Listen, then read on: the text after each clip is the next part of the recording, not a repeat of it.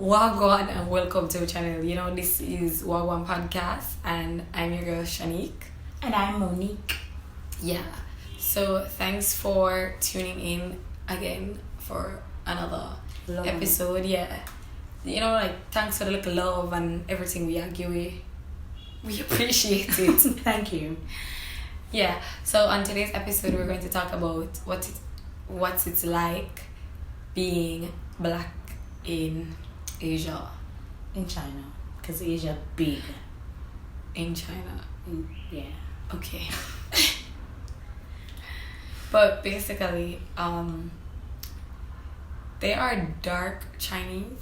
As in, like some people you would consider them as like brown. Mm-hmm. Like black people that you would consider brown. They are Chinese with that skin color. Hold on. They are Chinese with that skin color, but I don't know if they get discriminated against. I don't know.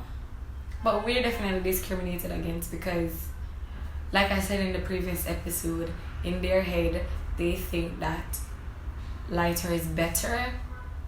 So we're not necessarily the desired race or the desired skin tone, and they think all black persons are from Africa, when in actuality, like, we're descendants of Africans. Yeah. But we live other places in the world. And most of them don't know that much about the Caribbean or Jamaica. Yeah, they don't know. They don't know. So it's kind of like they know about Africa because I think they have a lot of interaction with the continent. They have interaction with Jamaica, but that's not the reason. I think it's just a negative picture that's painted about Africa. Because in Jamaica, I hardly see positive things about Africa. Every time I see Africa, it's like on a negative side. So I think that's their only perception of Africa. So when they see us, they think we're from Africa and we were like struggling and we speak a village language and we're villagers. we don't know anything about civilization. But what? As I always tell my children that I give them a little history class every now and then about black people, about Africa, and about the wealth of the land, and that you have people who are way advanced, ahead of their years. You have people who don't speak village language, and it's not village language, it's just their language, just as how we speak patois. Yeah, I know. I'm not trying to say no, I understand. I'm just saying I understand that's the perception. I understand what they you're have. saying. And I'm just clearing the air. And like village accent, and they just think we're villagers. That's what they think. They're villagers. But I guess being black is basically different because I remember my children, they had someone in charge who was white, and I guess it was normal, a white teacher, and then I was their first black teacher, and they would say black teacher, so I would say to them, what's happening, I have a name, you know my name by now, and they're unable to really express whatever it is. But I'm always stunned that they are so into basketball and stuff like that, and majority of them love the black basketballers. So sometimes when I see how they react to you being black, I'm like, because okay, the history of blackface in America. Mm-hmm. Like at one point they didn't really have black people on TV. It was just like white people in like black masks. Mm-hmm. I think for the Chinese, they think that when they see someone black on TV, they think it's just a mask, or they think, oh, you are really white, but then you work out, not white, but they think they're like them, like the ones that work outside that get darker. They're not dark like us, but they definitely do get darker.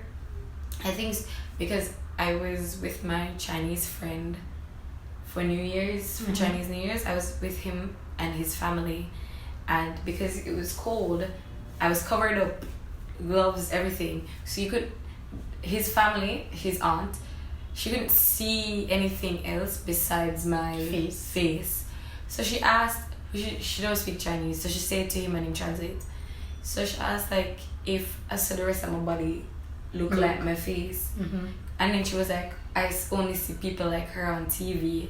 So I think it's just that they don't think it's real. They see it on TV, but because they've never seen it in like in person, it's like, oh wow, I have so many questions. Because they would touch my skin, like they would just touch your skin. I'm like, are you trying to see if the blackness is going to wipe off? The other day I was in the train and like a lady, she just came, an old lady, and she was just doing this, and I'm like, yeah, because what? And then I looked at her. It's like a unicorn, you know, like, and mermaids. Like you hear about mermaids and you see them on TV, but you've never seen one in person. And I'm sure if you see a mermaid, you're going to be so curious. You're going to want to touch it, smell it, everything. So I think for us it's the same. Like they would see the basketball players on TV and stuff, but they're not close enough where they can touch it and do this and it's not like that. I understand what you're saying, but the discrimination is real. But okay, like, it's real, man. Okay, let's not be unfair, because it's not just the Chinese that do it. The white Europeans that live in the Eastern Europe, because they're not exposed to black people, they would do the same things as well, and they ask dumb questions. I'm not going to say. So one of my Chinese friends, she asked me like, why is your palm lighter than like your body? Your body. I'm like, look at your palm. Your palm is also lighter. Like my palms are not going to be black like my skin. And I remember this white European guy. He was asking he asked my friend if her hair actually grows from her head like that, because she was wearing an afro. And he was like, your hair actually grew like that, like from your head like that. I was like, are you guys saying this real? Maybe he thought it was a wig. I don't know if he thought it was a wig or anything, but I'm just saying, the Europeans that don't meet black people often, them ask them questions too. Because I remember I was wearing locks, and it did longer than this, I think. And the guy asked me if I take it off for sleep at night time. Like, when I take off my locks and put it. Oh Lord, baby. Okay, so they'll ask. Okay, and then another thing, they'll ask like if it's heavy. I was like, you get used to it. If it's heavy, you never really notice it. And it's your choice, because if you have been wearing braids for a period of time, you know that if you do big box braids, you don't have. No, but I'm just saying, but if you always had a big box braid, you get used to the weight. Normalize, yeah. It's like come like nothing, but I ask people that too. What if them braids heavy? Yeah. But me not talk about that. No, man. But me ask when them ask me if I take off my locks for sleep at night time. Me can't take it off. But like, I just feel like you have the good side, the bad side, as with everything. I don't think there's a bad side. I just think that with with everything new, and while you're learning something, there's going to be like experimenting, and curiosity. So it's not necessarily a bad thing. And you just gotta have people who are assholes. And that's because you have some people who are they are aware, they're knowledgeable, them know say different people they all over in the world, them know say a black and you can't rub off the blackness with the score, them know it. But at the same time, but that's what I'm saying, because they're not exposed. Because even those I'm referring to those who are exposed and those who are just when I say exposed, I mean like not exposed when you go travel once a year or like that. I mean like the Americans. The Americans here are completely different from and the ones from the UK. Yeah.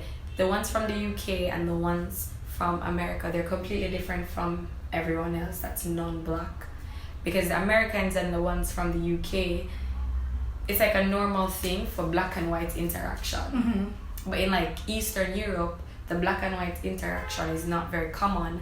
So it's weird.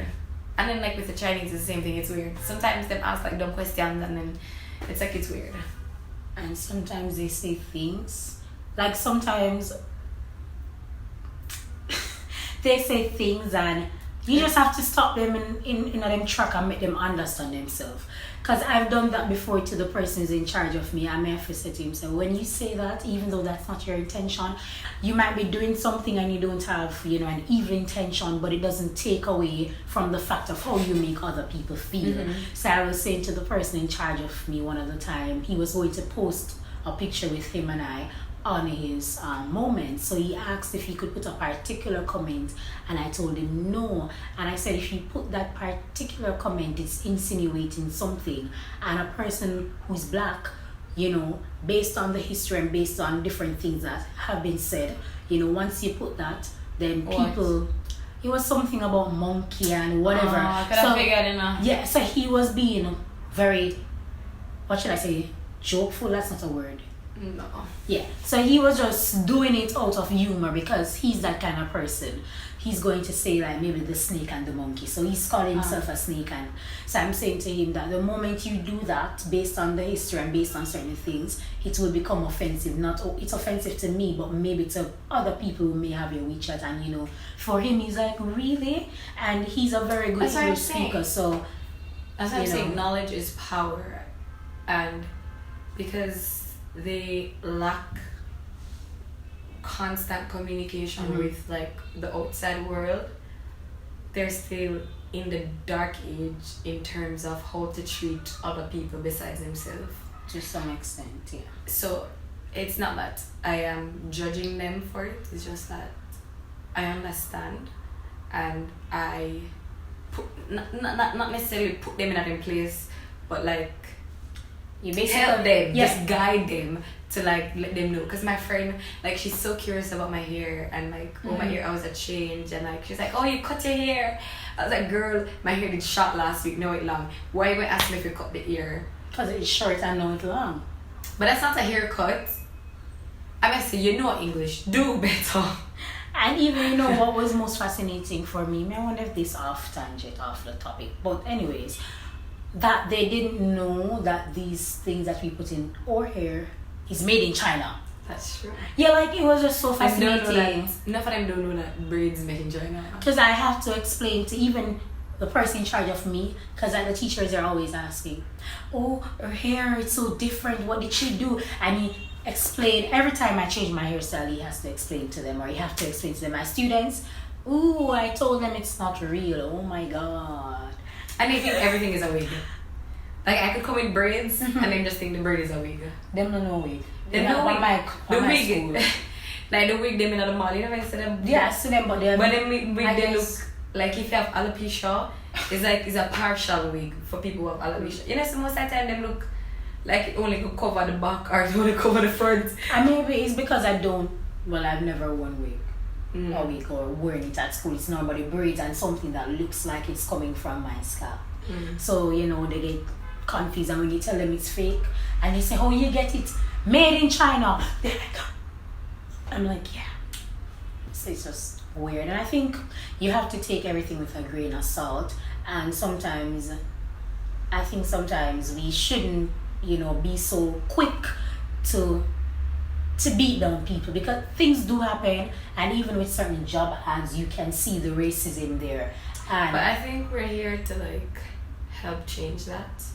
Well, I'm not here to help change. No, I mean, like, with us being here, certain things, it's like a help them like change their perspective and normalize certain things. Yeah, for those who we interact with, because even there are such of people that I walk past, the workers, every morning and every evening, and like initially it was like, but then after a period of time, they would say Zhao Shanghao, or they would say good morning, whatever they say, and it becomes normal. Even our security guard, he now says see you later, whatever. And even the children in the environment, they see you so often that it becomes the norm for them. So I guess by your actions and how you interact with them, and I always say it's going to change how they perceive us. I always say at my school, I'm the first and the only black teacher there that they have ever had, and I just want to make sure that I'm leaving that impression. I'm speaking good for my people, for my skin. So when they leave, they won't say, but there was this particular and she was awful. I want them to know that not because this is how we're portrayed, that means that everyone is like that. It's never like that. So it all depends.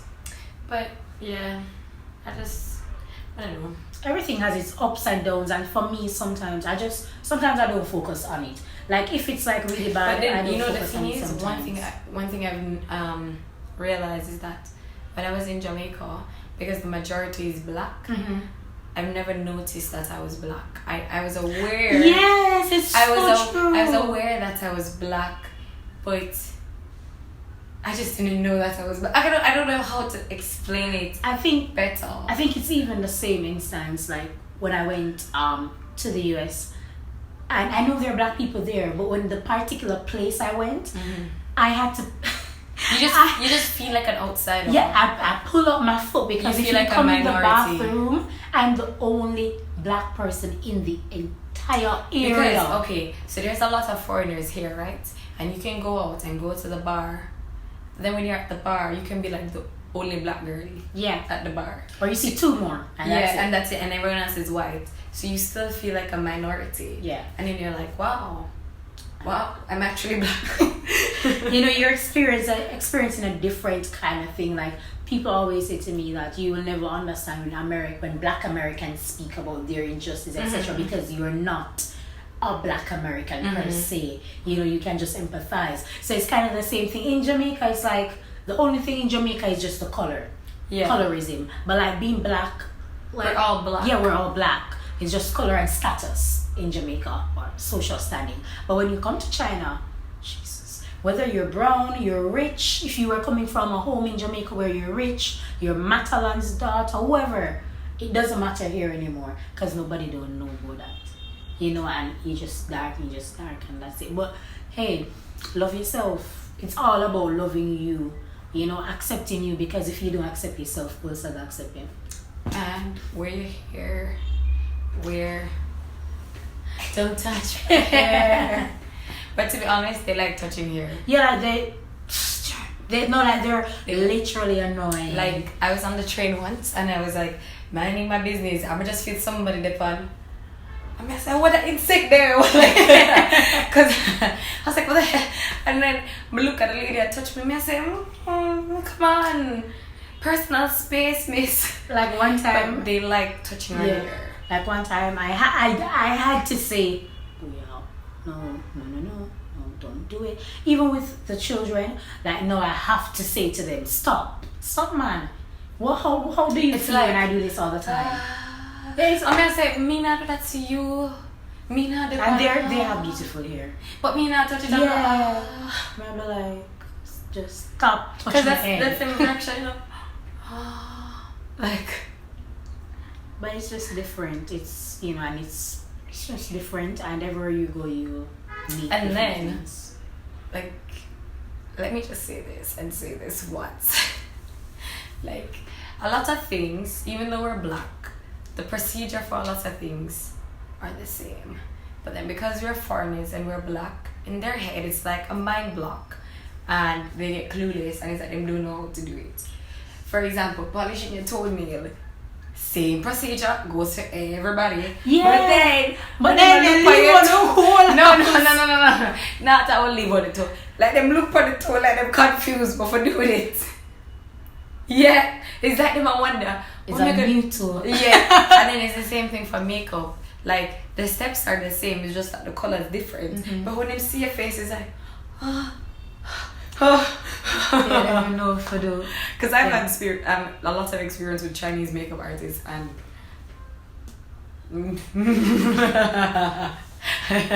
they're confused. It's like them confused. Like them literally just, them never have my foundation shade every time. Like I do fashion stuff, they don't have my foundation shade, so I have to bring my own foundation. Them do it and they take the little triangular sponge, them just so dab it all on my face. Okay, that's it. And then you can see like my acne marks still on my face. I say cover up yourself, the bag them under my eye. I say cover up under my eye. I feel a pint and I tell them what to fix. I say, your job is not my job. And then I don't know.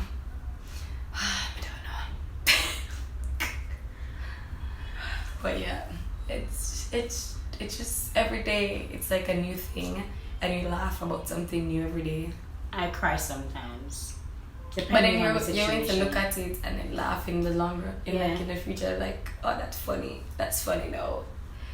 But What doesn't kill you? makes you stronger. Yes, definitely like a learning experience. Definitely. Because I've learned so much from like being here, and I've learned how to embrace being black. It's not like I never embrace it, but like I said, when I was in Jamaica, You never need to embrace being black. But now I have to like constantly remind people that I'm black, and certain things now go like fly with me. And you, Like in Jamaica, you know, like you run joke, I will run joke serious and like Yeah. hard and it's hurtful. But here I have to take a step back and look at who I'm dealing with and set up boundaries so that they know how to treat me. So whenever they meet someone else who looks like me, they'll know how to treat them. But yeah. So today we're going to give you another patois phrase. Proverbs phrase, same thing. Just a And Proverbs. it is. So wait, name Proverbs. Me just a Proverbs. So today's proverb is. What the proverb? Me just say what proverb. What it? Me no. Well, you got fire there, must still. Fire there must still him think a cool breeze. Alright, let me start over.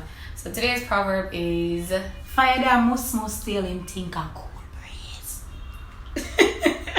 The fire is at something or someone who named must steal. And Oh my God, Shani. Musmus thinks it is breeze. Like, I think that Musmus is a mouse. okay, I'm sorry. I never know that Musmus was a mouse. Yeah, I think Musmus is mouse. And why must I say someone? Because it says tail. So it should be an animal. I don't know. You ought to know. Yes. Yeah. Like us being in China, we think everything is good, but we don't know what brewed at the back. Bear with tail.